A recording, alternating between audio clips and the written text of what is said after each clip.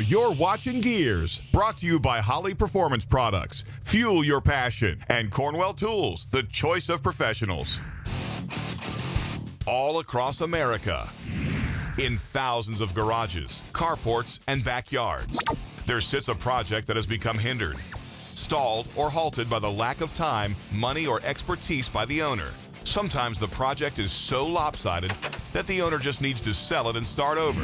Other times, all it needs is a kickstart to get it moving in the right direction again. That's where we come in. GearZ on the Road is brought to you by LMC Truck. Keep them on the road. Today's On the Road took us into a small neighborhood, in a small town, and into a small shop garage behind a house, where a young man named Kenny was deep into his first project. And it was anything but small. How did you get into the Chevy trucks? My grandfather, Yeah. he was a big Chevy man, I guess, and I'm doing the 67 because he had one. I just love the streamlined look, especially the 67s because they were plain, didn't have no marker lights. Yeah. It's just a nice truck. The truck started out as a fully assembled Chevy C10, but you would never know it by looking at it now. Matter of fact, you'd have to look pretty close to realize that this was a truck at all. With the truck in a million pieces, you can tell that this is a major undertaking. But believe it or not, this is Kenny's first big project vehicle.